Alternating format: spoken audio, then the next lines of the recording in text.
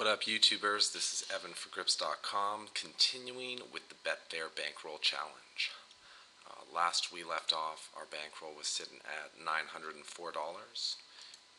and our player points balance was at $28,699.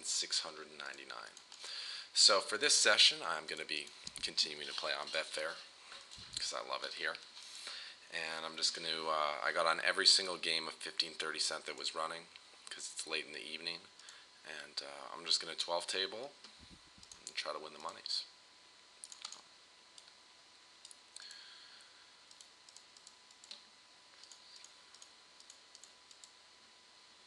So the games actually at this time are fairly reggy, but on each table there is at least one really bad player where I'm going to be focusing on trying to collect the monies.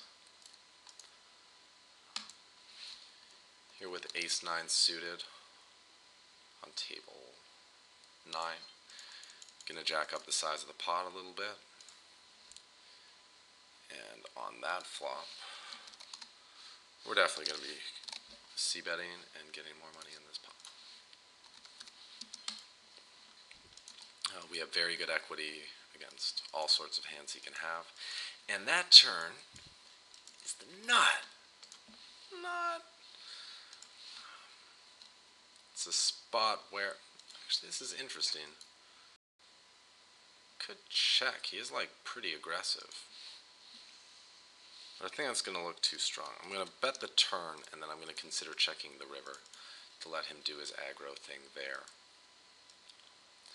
Also, if he has a 6, I'd expect to get paid, and if he has a hand like, well, if he had a hand like 2-pair, he probably would have raised it on the flop. Okay, so I don't want to over-rep my hand, and the guy has shown me that he likes to be aggressive. So I'm going to call, under-rep my hand, and hope that he tries to bluff me out on the river. That last spade might have been bad for me. Might make him think he's going to have a better chance of blowing me off my hand, though, as well, so it could work both ways.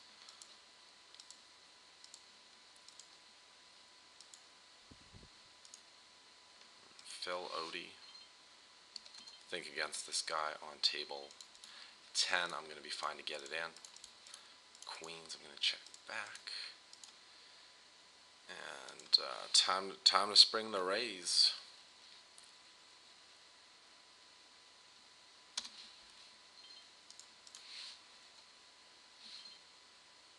Half pot, table 10. Call. He's 10s, this guy. I think I'm going to fold. These 10s on table 10, though, I'm feeling really good about. Oh, get the fuck out of town. That's absurd. That is absurd. Okay, I think the king, the queens, we can go for a value bet. The king high board. And looks like our line worked out perfectly against Mr. Tio Gianni. If he didn't have a hand that could call the river check raise, well, I don't think he had a hand that would have called the re-raise on the turn. I think even if he had a 6 in his hand, if we go ahead and re-raise him there, we're repping very strong. We're kind of repping what we have. I think he's going to be able to fold a lot of stuff. So with kings, got a 4-bet, blind versus blind. Don't want to be playing a re-raise pot out of position. Although, as we get deeper, it gets a little bit shittier because he has more stack behind and more ability to outplay us post-flop and more room to call our 3-bets and our 4-bets. But on this flop, we're obviously going to c-bet, and we don't need to be c-betting very big. Successfully taking it down. Man, that's so sick that they turn that guy a 9. Alright. C-bet on table 11 with a flush draw and a backdoor straight draw. Now the question is whether we 2-barrel or if we shut down and just take our equity on the river. Wow, he's not even going to let us. It's pretty sick. I was gonna say I thought he had an ace more likely that he's going to have a 10, so I was thinking we should check back, but price is close, but since our draws aren't very disguised and I think our implied odds aren't there, I'm going to let this hand go. He bet like the perfect amount to force me into a fold there. If he bets half pot, I'm calling. If he bets 3/4 pot, I'm calling. For full pot, though, to have the direct odds to be able to make a call there, we're going to have an open-ended straight draw to go with our flush draw. A flush draw and a gut shot, we need to be getting 3-1 to get those break-even odds.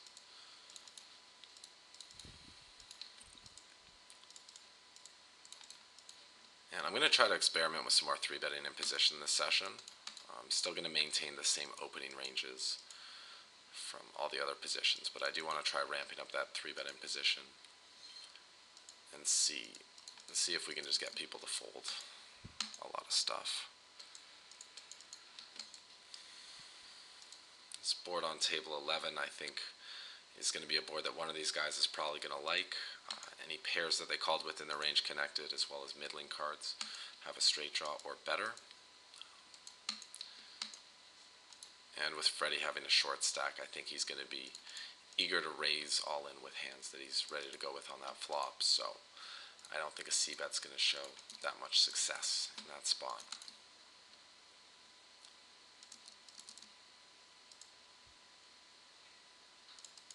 Okay.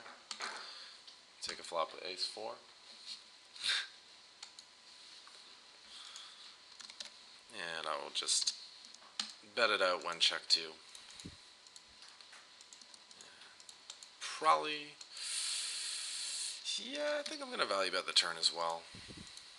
Ooh. Alright, aces we're going to raise, and these aces we're actually just going to call with. And try to underrep our hand and allow this really loose, aggressive player a chance to just barrel off. Wow, what the fuck? Guy limped in with ace-king and then just check called with top-top. That's absurd. Alright, gonna bet 1, check 2, and going to bet aces. Check raise. Interesting.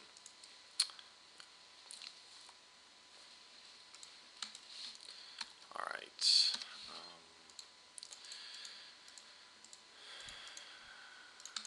Re-raise, facing the check raise, and wow, absurd turn. Bet for value and to charge draws, hope to not get raised. This could be a cooler, but what are you going to do? We're not going to fold aces. I think I'm just going to call, though. Just going to call there. Look weaker. Well, not. I'm going to slow roll. I'm just going to slow roll here. It's going to be so sick if he has a set. Or 2 pair and we sucked out, but hopefully he's just bluffing. Alright. I call. So sick. Unlucky, bro. Good for us. And with these aces, he's going to have a 10 sometimes, but he's also going to have missed flush draws sometimes, and king sometimes. Missed straight draws sometimes, too. So that's why we check call there. Betting would have served no purpose. We get called by a king, and he folds out everything else, whereas by checking, we give ourselves a chance to extract value from a much wider part of his range. Both his missed draws, his better pairs, and his worst pairs. Yeah. Always nice to to run. Oh wow, we must have really put that guy on tilt. He's sitting out now. Ace queen on table 5. This guy's opening range is so fucking tight, I'm actually going to fold. But on table 10, where his opening range is going to be wider, that being the cutoff as opposed to under the gun, I'm going to 3-bet with a worse hand. See if that works out for him. Oh my god, cold called by the same guy from before. Alright, that's fine.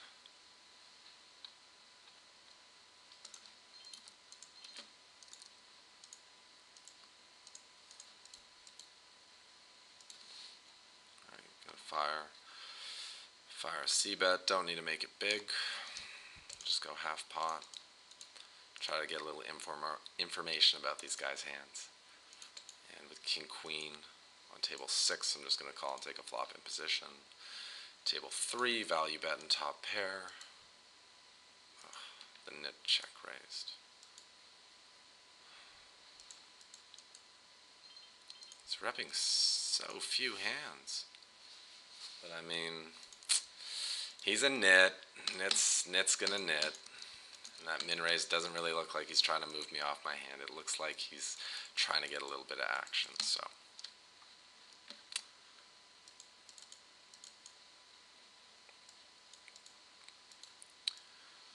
Whatever. This guy checks for c-betting flop. I don't really think he's going to fold anything that's beating me if I bet. I think with ace high, he's actually going to call because he has a gut shot to go with it. So I'm just going to show down the king high. Hope it's good, and indeed it is. Now, on a lot of other turns, had he checked me, I would have been betting because I can fold out more hands in his range. But that particular turn, I just didn't think was a good spot for that.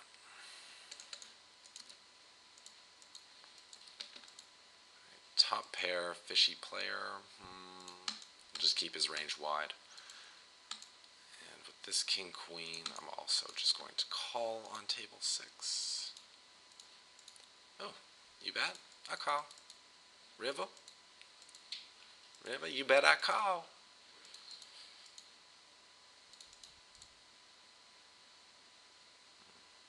No information on this guy yet. Feel weak folding, but I call.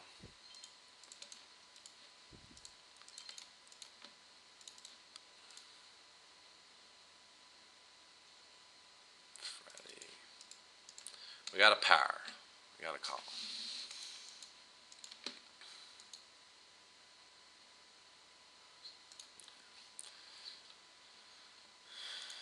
Try a little small raise here.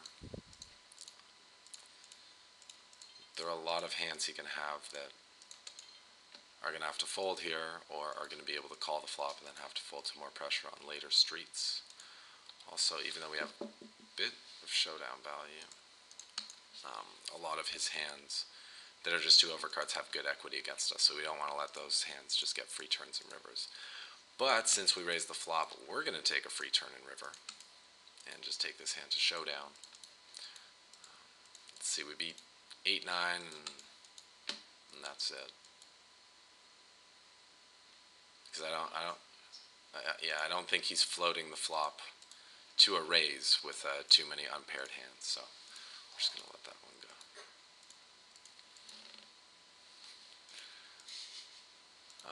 Wow, this guy's so tight, but I mean he's got 15 bigs.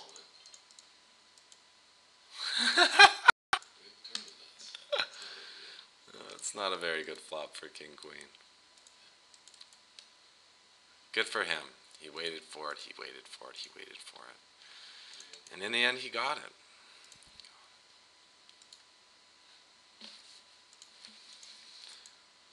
Okay.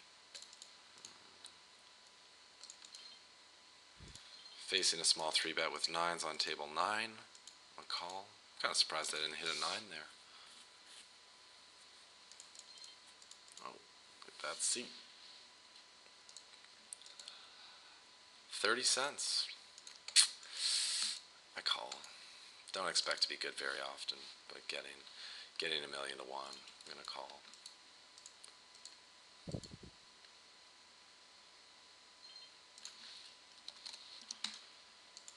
And now I'm gonna fold. Table 11. It's a spot where the guy who's opening is going to have a really tight range, but I'm also supposed to have a really tight range for 3-betting him, so I'm going to get a lot of credit there, and it's a good hand to have for balancing out my 3-betting range. A little jack 9 suited, and I'm going to call a bet with queens. I think he has a lot of pocket pairs that he calls with from the small blind that have a spade. I don't think he has all that many jacks. Depending on his bet sizing, I may fold the river. Yeah, that was one of the bet sizings I was hoping to not see. Guess for that amount. Give him crap.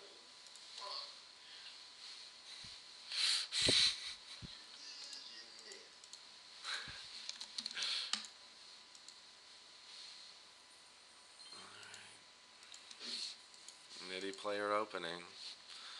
Might as well 3-bet.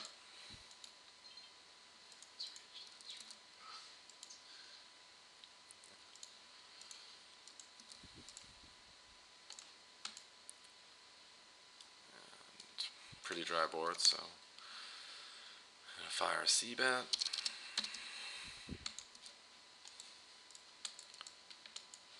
Six is on table 9. Multi-way action, closing the action. Definitely gonna see a flop there. And we move the nit off his hand. Probably add like pocket 9s. And that's a spot where, speaking of nits, table 6, both players are playing like 18-13 in the blind, so I'm just going to go ahead and raise any two.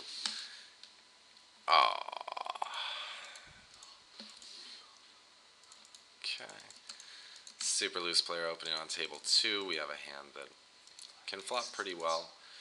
And we've been flatting with strong hands in this spot before, like aces, so we're going to get more credit for having a strong range here.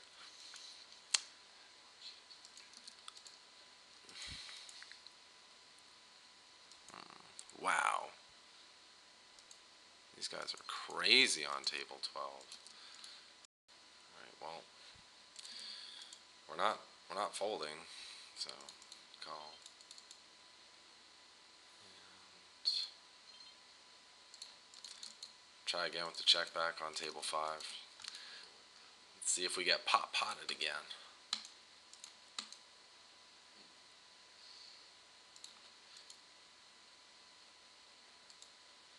And with the fish overcalling the flop, he's still betting. I think I'll give him credit there. Okay, and we're going to try to squeeze out a little bit of value with the king 10. Hope to get called by ace queen, I guess. Ooh, we got ourselves a set. And we made a great fold with ace 9. So, but, oh, he snap called. He's got himself a piece. Well, time to bet on the larger side and try to extract some value from this guy. 425.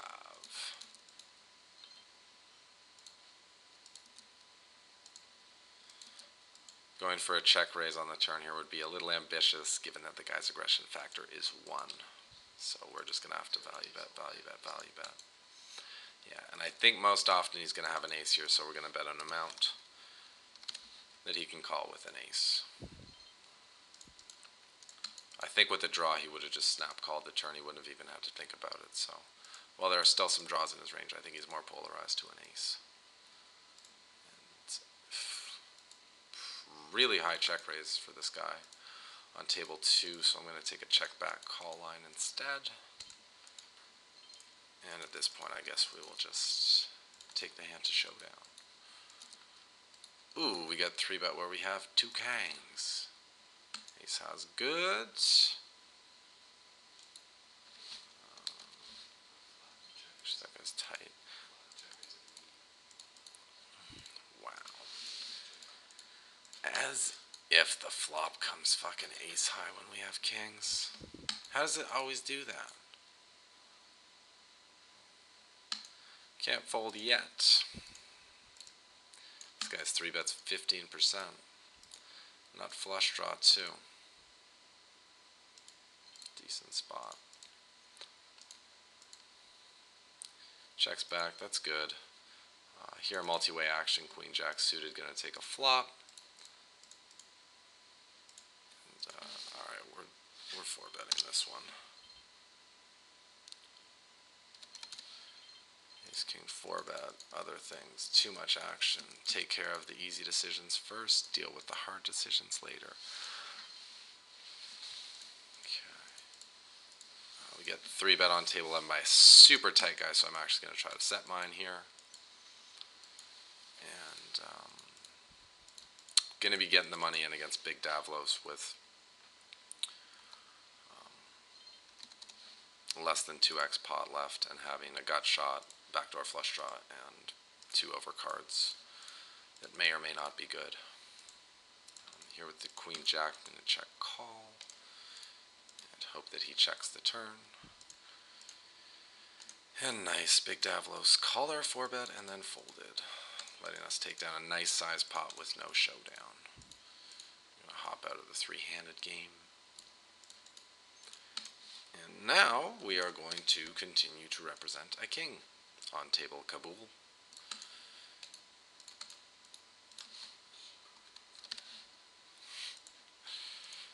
Oh, we finally got a good flop for pocket kings too. It's nice. We're going to reload. And that guy, although we have a hand that we could definitely 3-bet from. Ooh, okay. I don't have time to talk about that hand. I got a barrel, and I got a barrel, I got a barrel, and I'm going to call. And nice, the ace high board, or whatever. The ace was a good barrel card. We got the job done. I'm going to also barrel on Santa Ana in case this guy doesn't have an ace, and he might believe that I have an ace. Nope, he's got an ace, and that's why he's a non-believer. But whatever. Sometimes we're going to be wrong. We got another game breaking, so just hop off there.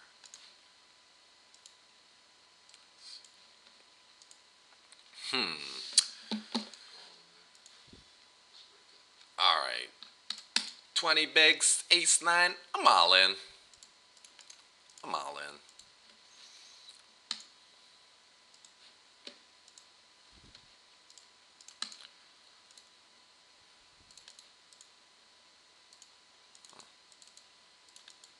It's opening up a bit. King Queen, gonna raise. Pocket 7s. I never know what to do here. I'm just gonna 3-bet. I feel like, yeah, I feel like the hands, we're just gonna lose so much when we just call and play out of position there with a hand that doesn't flop a lot of equity. Now we get 4-bet. That's a small size. I gotta buy it. And this, no, I'm gonna fold.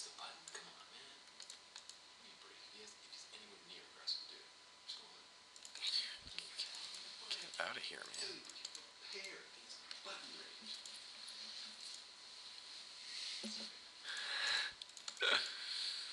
We got someone. June is still here. We got someone sweating the session today. Let one of my buddies tune in for a video, but he's a bit more of a gambler than I am. That can be a good thing very often. Just differing styles.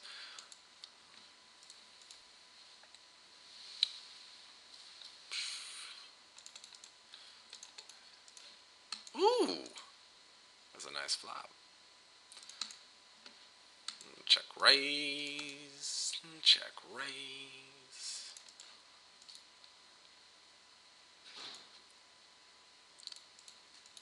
Oh, come on, someone bet. Someone throws. There we go. There we go.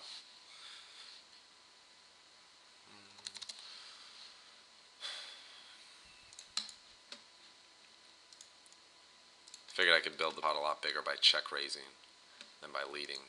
Also, my lead's going to look pretty strong, and I think I'm going to get value from fewer hands of my opponents than I am by just checking. That way I give myself a chance to get some value from river if he's got total air balls. And I usually don't like to respect these donk bets, but for full pot, I'm going to believe he has a pair, and that he probably doesn't plan on folding it, so he gave us a pretty bad price. Good job.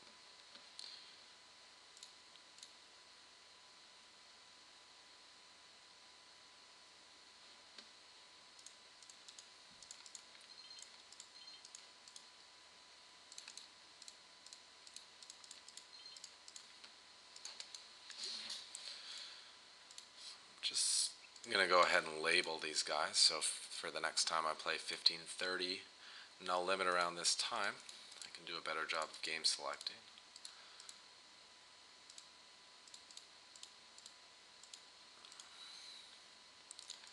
King 10 gonna raise. Sixes, not gonna bet it 4 ways. Not gonna bet it 4 ways.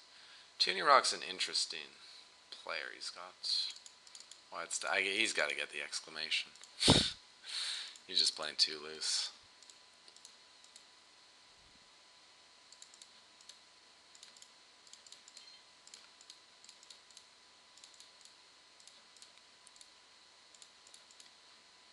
That on table 7 is a big fish.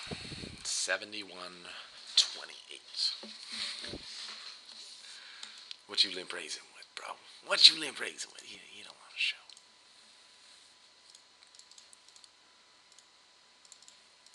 Ooh.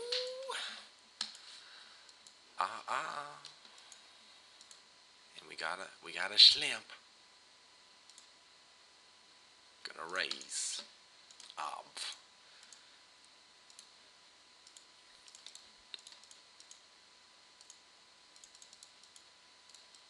Ooh, sick. Pretty good flop. Pretty good flop. Yeah. I think I will check back. Let the small blind bet with his entire range. It's a spot where I think from a pocket pair I'll get 2 streets anyway. But by checking, I give him a chance to bet with their airball hands, and I also give him a chance to make a pair on the turn that's not going to have very much equity against my aces up. Also, in the rare cases, they do have a 4.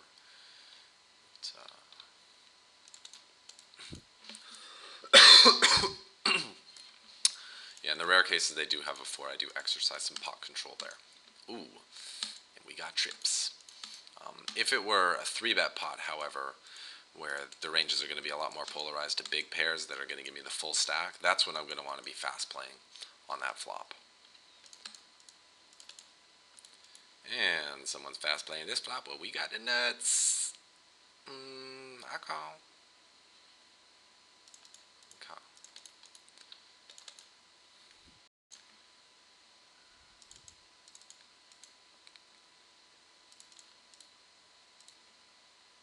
And I'm going to 3-bet this queen jack suited. Table 8. Ooh. Top. Decent flop.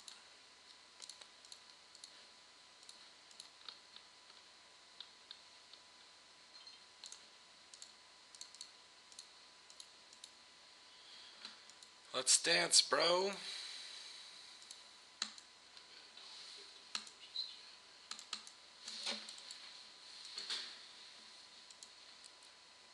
Ooh. Well, can't fold every time this guy 3-bets or isolates the fish. I almost wish that I'd taken those opportunities earlier to 3-bet my speculative hands so that I could be more likely to get played back at by a wide range in this situation. And yeah, he just folding. Playing nitty, waiting for the big hands. Standard 16-11 player. And like I say in the other videos, I mean, when you game select well and there are weak players in the games, that strategy is going to work. That strategy is going to make you money. There's nothing wrong with it.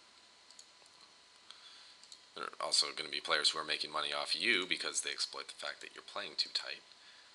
But if you game select well, the ratio of them to fishy players is going to be in your favor.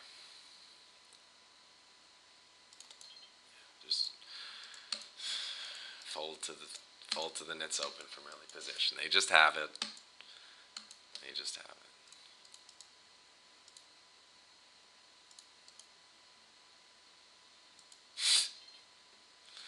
Okay, bro. You caught me at a pretty bad flop in my life, so I'm it go.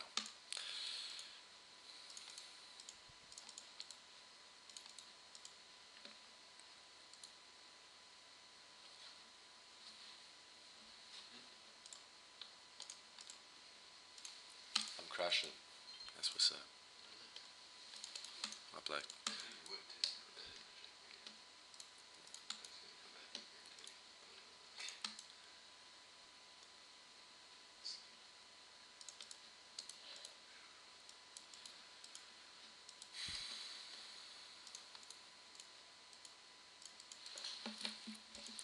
And now we play the waiting game.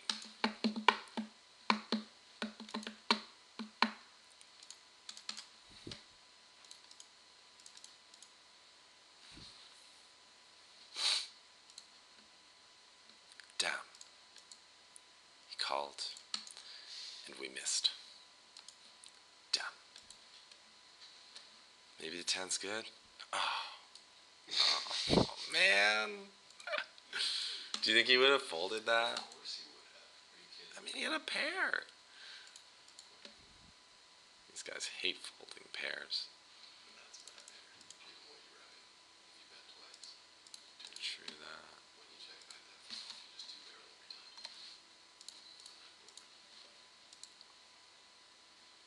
Just fold the river. You get raised.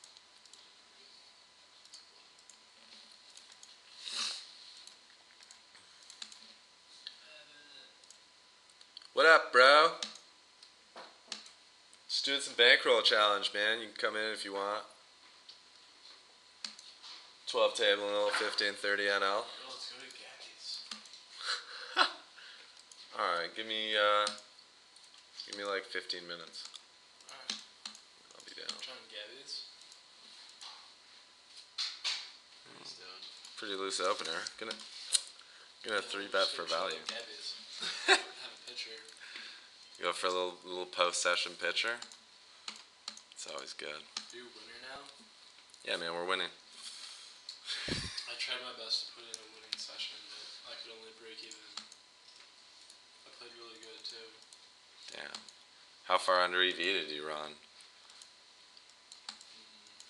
I lost aces to kings. And Wobbly O ran me down a million times as usual. Fucking guy. Oh, wow. Fucking river top P. But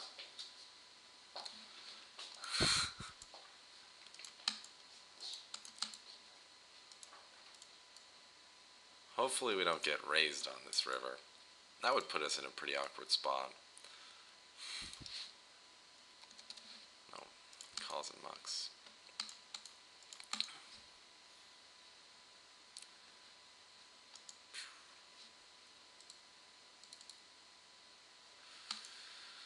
And yeah, so sorry that we might have to cut this session a little short, although I think we're already at like 40 minutes, so it's been a pretty good sweat. But that was Roomy Rich, who had a rough day at the office. So what do we do when we have a bad day at the office? We go drinking. It's true for poker players, it's true for construction workers, it's true for the professionals like the accountants and the lawyers. I think other than the case of the athletes, it's pretty much true for everyone. You have a rough day, go have a couple drinks and forget about it. It may not be the most productive thing to do, but whatever you got to do to blow off some steam within reason. It's very important when you're, playing poker and dealing with stressful situations to take part in activities that are going to help you de-stress, calm down, and come back with a clear mind the next day. Now, drinking to excess, no, that's obviously no good, because that's going to be extremely counterproductive for obvious reasons. But going out and having some fun with the buddies, having a good conversation, or doing other things you might be into, playing sports, going for runs, anything that helps you calm down, clear your mind is going to be a good thing to do after a long day's work, whether or not you win or lose. It's very important, just calm the mind down. So, you can relax, and then the next day come in fresh and bring your best game to the table. If you go to bed stressed out, thinking about all the beats you took and shit, you have a hard time sleeping, you might end up getting poor quality sleep and waking up tired. There's some of those times where you sleep a lot and you still don't feel well rested, and there are those other times where you don't sleep too much and you still wake up feeling sharp. It's all about the quality of sleep you're getting, and that will depend on how chill you are, how calm you are before you go to bed. So, yeah, whatever you got to do to clear your mind after a session, just make sure you put some time towards that, as well as just playing.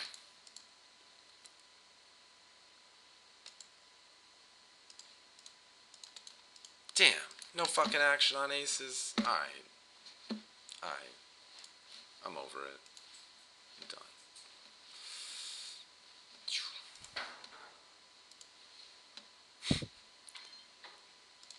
Of course, this guy's squeezing.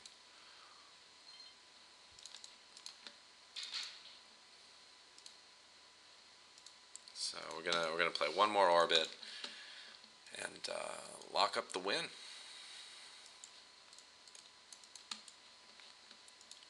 Lock up the win.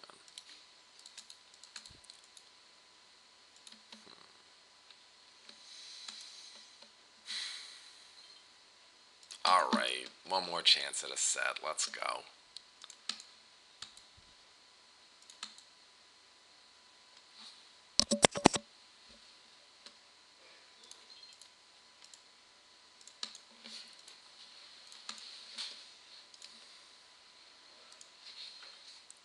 Side flop, okay. I'll see bet. I'll take it down.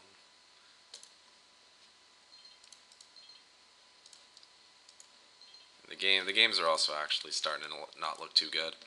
We do have Big Davlos, who has an 80 VPIP. Sharif, who's got 90 VPIP. And a couple of guys and Phil Odie, who has 70 VPIP. So if I were just like in a 4 table or 6 table, these games would be fine. But I was in the mood to, just pump out the volume. And so 4 good tables left. Yeah.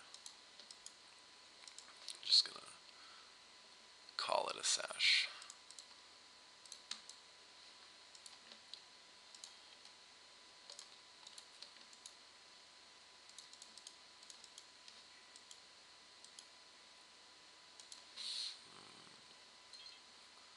My man, Riverton.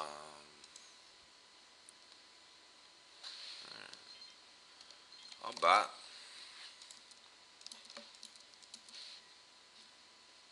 Calls. Damn.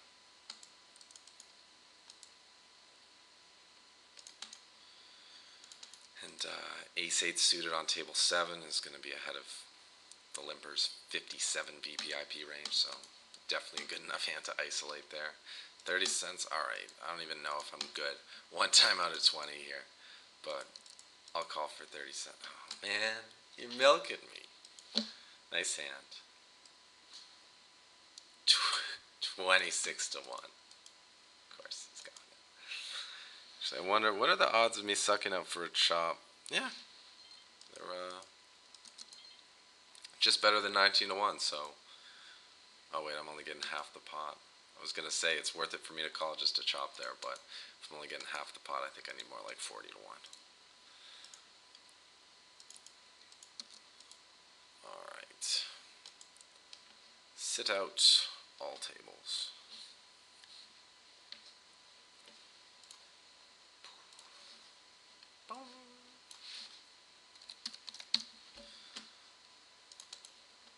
Alright, so on this session we won by 1.5, 47, which brings the bankroll to 951.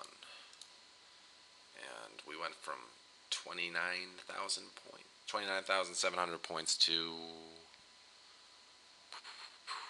No, I don't want to redeem. I just want to refresh. 2967, so we picked up, just shy of 70 points there. not bad for a 30-minute session or so.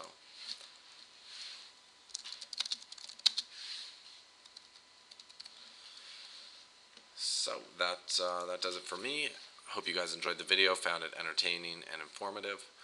Please leave me your comments on the video page so that we can, continue to make these videos better and get you seeing the kind of shit that you want to see.